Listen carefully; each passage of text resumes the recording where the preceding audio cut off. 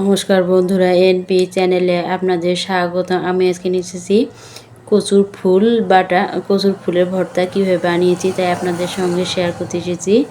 দেখেন কত সুন্দর হয়েছে বাটাটা। আমি যে কচুর ফুলটাকে কেটে নিচ্ছি, কীভাবে কেটে নিচ্ছি, ভেতরে এটা এইভাবে ফেলে দিচ্ছি,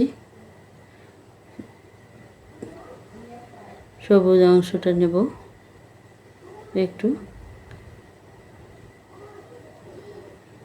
আমি এভাবে কেটে নিয়েছি সবগুলো, ভেতরের শীষটা ফেলে দিয়েছি।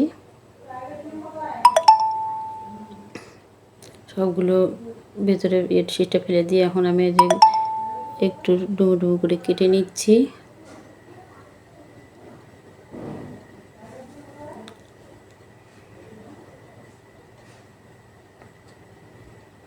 সবগুলো আমি কাটারি দিয়ে এভাবে কেটে নেব।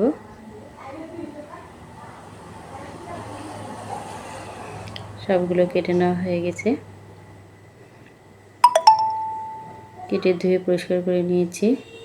এদিকে কড়াই বসিয়ে দিয়েছি, কড়াইয়ে দিয়ে দিচ্ছি তেল। তেলটা গরম হয়ে গেছে, এখন থেকে কুচানো পেঁয়াজ,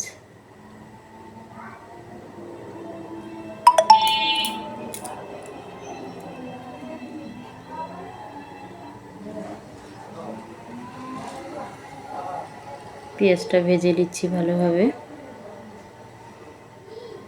এবং দিয়ে দিচ্ছি লঙ্কা কুচি,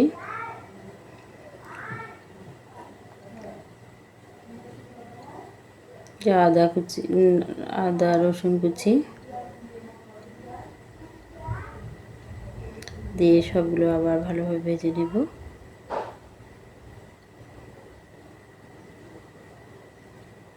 ফোড়নের জন্য দিয়ে দিচ্ছি একটু কালো জিরে, দিয়ে এখন আমি দিয়ে দিলাম কচুর ফুল,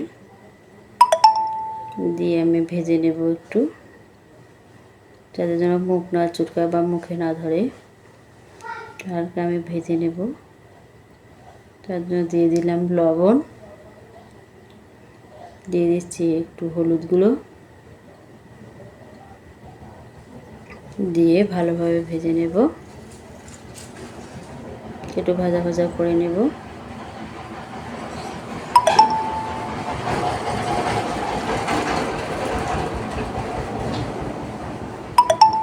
কত সুন্দর কালার চলে এসেছে। এখন আমি জল দিয়ে দেব, জল দিয়ে সিদ্ধ করে নেব।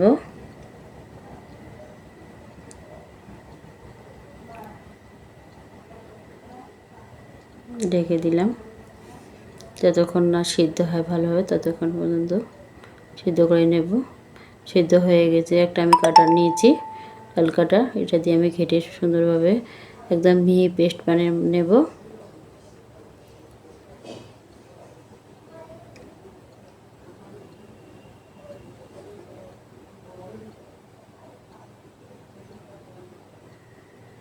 মিহি হয়ে গেছে। আমি একটু সরিষার তেল দিয়ে আর একটু করে নেব, একদম জলটা শুকনো শুকনো করে নেব, একটু যেন জল না থাকে। এভাবে বানিয়ে খাবেন,